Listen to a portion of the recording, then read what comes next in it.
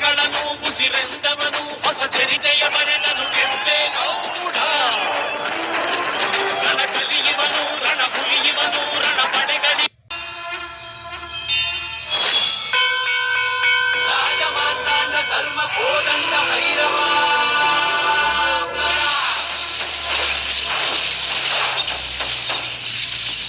ಗೋಡು ಗಲ್ಲ ಎತ್ತಿ ಮೇಲೆ ಬಿಚ್ಚು ಗತ್ತಿ ಯೋಧ ನಿಂತ ಏಳು ಸುತ್ತು ಕೋಟೆ ಮೇಲೆ ಸಿಂಹದಂತೆ ಕಾದು ಕುಂತ ವಿಷ್ಣು ಶೈವ ಪಂಥವೆಲ್ಲ ಒಂದೇ ಎಂದ ದಾನ ಧರ್ಮ ಒಂದೇ ನನ್ನ ಜೀವವೆಂದ. ಕುಲಮತಗಳನ್ನು ಸಮಯಂದವನು ನೆಲ ಜಲಗಳನ್ನು ಉಸಿರೆಂದವನು ಹೊಸ ಚರಿತೆಯ ಬರೆದನು ಕೆಂಪೇಗೌಡ. ರಣ ಕಲಿಯುವನು ರಣ ಹುಲಿಯುವನು ರಣ ಪಡೆಗಳಿಗೆ ಅಧಿಪತಿಯವನು ಯುಗ ಧರ್ಮೋದ್ಧಾರಕ ಕೆಂಪೇಗೌಡ.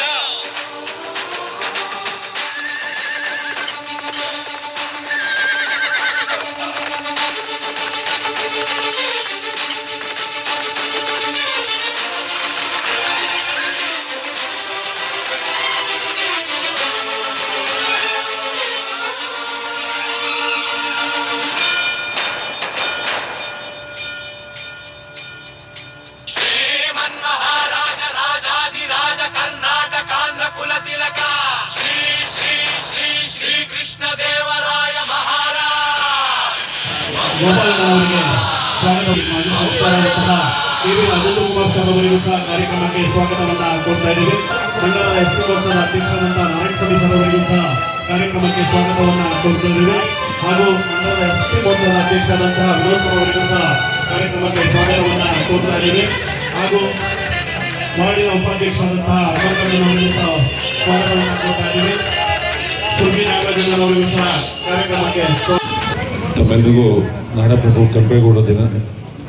ಕೆಂಪೇಗೌಡ ಜಯಂತಿಯ ಶುಭಾಶಯನ್ನು ಕೋರ್ತಾ ಇವತ್ತು ಕಂಠೀರವ ನಗರದಲ್ಲಿ ಏರ್ಪಾಡು ಮಾಡಿರ್ತಕ್ಕಂಥ ಕೆಂಪೇಗೌಡ ಜಯಂತಿಯಂದು ನಮ್ಮ ಜೊತೆ ಇರ್ತಕ್ಕಂಥ ಸ್ನೇಹಿತರಾದ ರಾಘವೇಂದ್ರ ಶೆಟ್ಟರು, ಪ್ರಸನ್ನ ಅವರು, ರಾಜೇಂದ್ರ ಕುಮಾರ್ ಅವರು, ಹೇಮಂತ್ ಅವರು, ಜಯರಾಮ್ ಅವರು, ನಾರಾಯಣ ಸಾಮಣ್ಣವರು,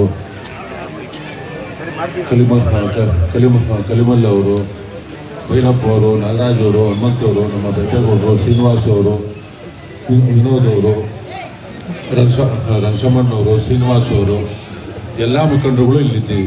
ಪಕ್ಷಾತೀತವಾಗಿ ಎಲ್ಲ ಮುಖಂಡರುಗಳು ಇದ್ದೀವಿ.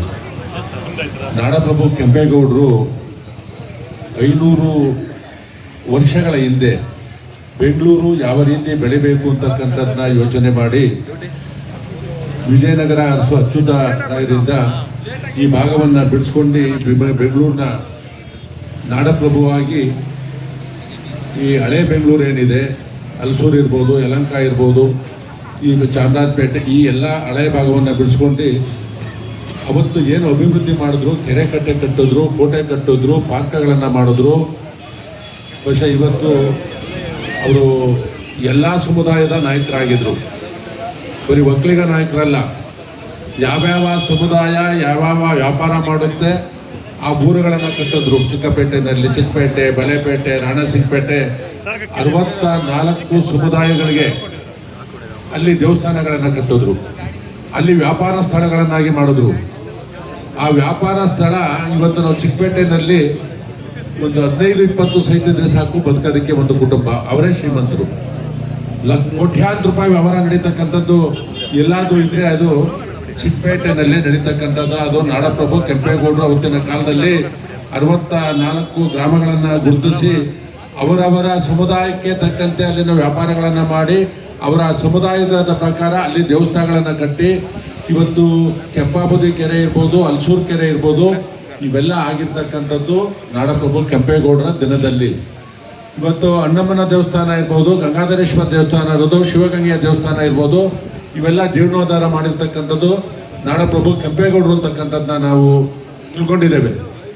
ಅವತ್ತಿನ ದಿನದಲ್ಲೇ ಯಾವ ರೀತಿ ಬೆಂಗಳೂರನ್ನ ಬೆಳಿಬೇಕು ಅಂತಕ್ಕಂಥದ್ದನ್ನ 4 ದಿಕ್ಕಗಳಲ್ಲಿ 4 ಸ್ತಂಭಗಳನ್ನು ಸ್ಥಾಪಿಸಿ ಇಷ್ಟೊಳಗಡೆ ಬೆಂಗಳೂರು ಇದ್ರೆ ಭಾಳ ಚೆನ್ನಾಗಿರುತ್ತೆ ಅಂತಕ್ಕಂಥದ್ದನ್ನ ಮಾಡಿದ್ರು. ಅದು ಇವತ್ತು ಬೆಳ್ಕೊಂಡು ಹೊರಟೋಗಿದೆ. ಕಿಲೋಮೀಟರ್ ಗಟ್ಟಲೆ ಇವತ್ತು ಬೆಳ್ಕೊಂಡು ಹೊರಟೋಗಿದೆ. ಅಂತ ನಾಡಪ್ರಭುವನ ನಾವು ಒಂದು ದಿನ ಅವರ ಜಯಂತಿ ಮಾಡ್ತಕ್ಕಂಥದ್ದಲ್ಲ. ನಾವು ಸಂವಿಧಾನದ ವಿಚಾರದಲ್ಲಿ ಬಂದಾಗ ಬಾಬಾ ಸಾಹೇಬ್ ಅಂಬೇಡ್ಕರ್ ಅವ್ರನ್ನ ಏನು ಗೌರವದಿಂದ ನಾವು ನೋಡ್ತೇವೆ. ಇಡೀ ದೇಶ, ಇಡೀ ವಿಶ್ವ ನೋಡುತ್ತೆ. ಬಸವಣ್ಣವ್ರನ್ನ ಬಸವಣ್ಣ ಜಯಂತಿ ಬಂದಾಗ ಇಡೀ ವಿಶ್ವವೇ ಮಾಡುತ್ತೆ. ಬರೀ ಕರ್ನಾಟಕ ಅಲ್ಲ, ಇಡೀ ವಿಶ್ವವೇ ಇದನ್ನು ಮಾಡುತ್ತೆ. ಇವತ್ತು ಏರ್ಪೋರ್ಟ್, ಕೆಂಪೇಗೌಡ ಏನು ಏರ್ಪೋರ್ಟ್ ಇದೆ, ಪ್ರತಿನಿತ್ಯ ಬರ್ತಕ್ಕಂಥ ಯಾವುದೇ ಒಂದು ಫ್ಲೈಟ್ ಆದರೂ ಕೆಂಪೇಗೌಡ ಏರ್ಪೋರ್ಟ್ ಅಂತಕ್ಕಂಥದ್ದನ್ನ ಅಲ್ಲಿನ ಸಿಬ್ಬಂದಿ ವರ್ಗದವರು ನಮಗೆ ತಿಳಿಸ್ತಾರೆ. ಕೆಂಪೇಗೌಡ ಏರ್ಪೋರ್ಟ್ ಮತ್ತು ಅಲ್ಲಿ ಬರ್ತಕ್ಕಂಥ ಹೋಗ್ತಕ್ಕಂಥ ಜನ, ಅಲ್ಲಿ ನಿಲ್ತಕ್ಕಂಥ ಕೆಂಪೇಗೌಡರ ಪ್ರತಿಮೆ ಏನಿದೆ, ಭಾಳಷ್ಟು ಜನ ಇನ್ನು ಅಲ್ಲಿ ಅಭಿವೃದ್ಧಿ ಆಗಬೇಕು, ಇನ್ನೊಂದಷ್ಟು ಅಭಿವೃದ್ಧಿ ಆಗಬೇಕು. ಅಲ್ಲಿ ನೋಡ್ತಕ್ಕಂಥದ್ದನ್ನು ನೋಡಿದ್ದೇವೆ. ಅವ್ರು ಹಾಕಿಕೊಟ್ಟಿರ್ತಕ್ಕಂಥ ಕೆಲವೊಂದು ವಿಚಾರಗಳನ್ನು ನಾವೆಲ್ಲ ಮೈಗೂಡಿಸ್ಕೊಂಡು ಅವರ ವಿಚಾರಧಾರೆಗಳನ್ನು ತಿಳಿಸ್ತಕ್ಕಂಥ ಕೆಲಸವನ್ನು ಮಾಡೋಣ ಅಂತಕ್ಕಂಥದ್ದನ್ನ ಹೇಳಿ ನಿಮ್ಮೆಲ್ರಿಗೂ ಮತ್ತೊಮ್ಮೆ ಕೆಂಪೇಗೌಡ ಜಯಂತಿಯ ಶುಭಾಶಯನ ಕೋರಿ, ಕೆರೆ ಕಟ್ಟೆಗಳನ್ನ ಭಾಳಷ್ಟು ಕೆರೆ ಕಟ್ಟೆಗಳನ್ನ ಒಂದು ಈ ಬೆಂಗಳೂರು ಭಾಗದಲ್ಲಿ ಅಭಿವೃದ್ಧಿಪಡಿಸಿ ಅವತ್ತು ಒಂದಿಷ್ಟು ಪೇಟೆಗಳನ್ನ ಸುಮಾರು ಭಾಳಷ್ಟು 64 ಪೇಟೆಗಳನ್ನ ಒಂದಿಷ್ಟು ಜಾತಿಯ ಸಮುದಾಯಕ್ಕೆ ಅನುಗುಣವಾಗಿ ಮಾಡಿ ನಾನು ಹೇಳ್ತಾ ಇದ್ದೀನಿ. ಇವತ್ತು ಸರ್ಕಾರನೂ ಆಲೋಚನೆ ಮಾಡದಿರುವಂಥ ಎಲ್ಲ ಒಂದು ವಿಷಯನ ಆ ಒಂದು ಅಭಿವೃದ್ಧಿಯ ಸಂಕೇತವನ್ನು ಅವತ್ತು ಕೆಂಪೇಗೌಡರು ಮಾಡಿ ಇವತ್ತು ಬೆಂಗಳೂರಿನ ವಿಶ್ವದಲ್ಲಿ ಏನು ನಾವು ನೋಡ್ತೀವಿ ಬೆಂಗಳೂರು ನಗರನ ಅವತ್ತು ಅವ್ರ ಕನಸಿನಂತೆ ಇವತ್ತು ಮಾರ್ಪಾಡಾಯಿತು. ಇಂಥ ಒಂದು ಆಲೋಚನೆ ನನ್ನ ಪ್ರಕಾರ ಹಿಂದೂ ಬರಲಿಲ್ಲ, ಮುಂದೂ ಬರಲಿಲ್ಲ.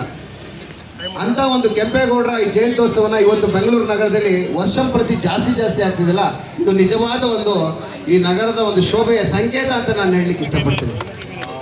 ಯಾಕಂದರೆ ಕೆಂಪೇಗೌಡರು ಅವತ್ತು ದೂರದ ಒಂದು ಆಲೋಚನೆ ಇಟ್ಕೊಂಡು ನಮ್ಗೆ ಇವತ್ತು ಏನು ನಾವು ಬದುಕಲಿಕ್ಕೆ ಸುಖ ಶಾಂತಿ ನೆಮ್ಮದಿಯಿಂದ ಬದುಕ್ತೀವಿ ಅವರು ಕಾರಣ ಅಂತ ಹೇಳಲಿಕ್ಕೆ ಇಷ್ಟಪಡ್ತೀವಿ.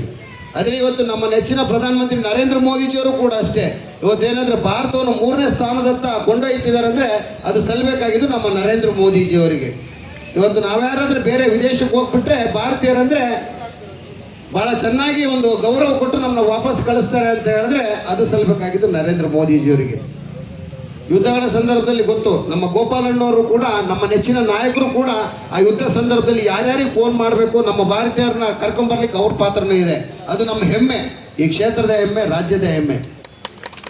ನಮ್ಮೆಲ್ಲ ಮುಖಂಡರುಗಳು ಇದೇ ರೀತಿ ಸಂಘಟನೆಗಳನ್ನ ಮಾಡಿಕೊಂಡು ಅಣ್ಣವ್ರನ್ನ ಕೈ ಹಿಡಿದವಾಗ ಮಾತ್ರ ಕ್ಷೇತ್ರ ಮತ್ತಷ್ಟು ಅಭಿವೃದ್ಧಿ ಸಾಧ್ಯ ಅಂತ ಹೇಳ್ತಾ ಇವತ್ತು ಒಳ್ಳೆಯ ಕಾರ್ಯಕ್ರಮ ಮಾಡಿದ್ದಾರೆ. ನಮ್ಮ ಬೇಟೇಗೌಡರು ಮತ್ತು ಸಂಘಟಕರಿಗೆ ಇಂಥ ಒಂದು ಆಲೋಚನೆ ಬಂದು ಪ್ರತಿ ವರ್ಷವೂ ಮಾಡ್ತಾರೆ.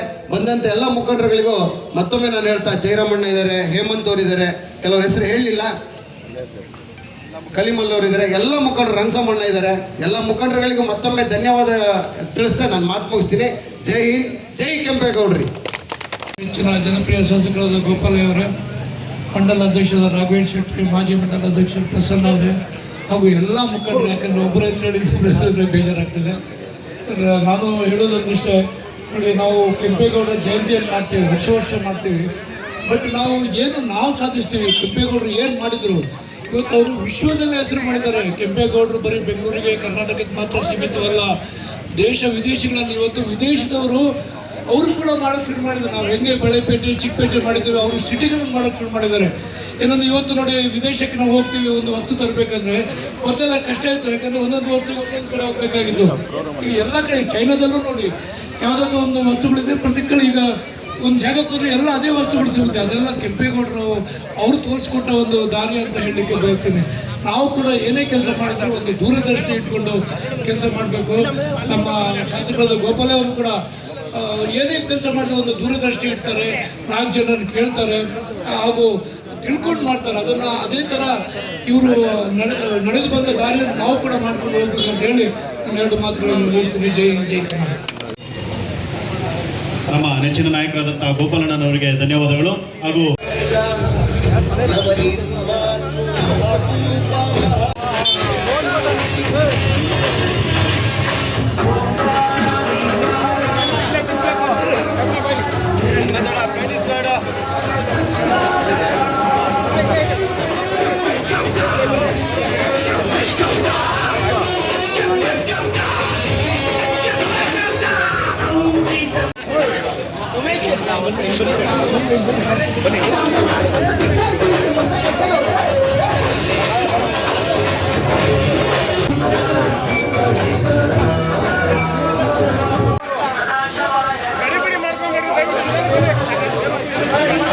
ಹಾಗೂ ರಾಮಚಂದ್ರಣ್ಣನವರು ಹಾಗೂ ವಾರ್ಡ್ ಗೌಡರು ಚರಿತಾಳಿ ಎಂದಂತೆ ಚಿರವಾಗಿ ಇರುವಂತ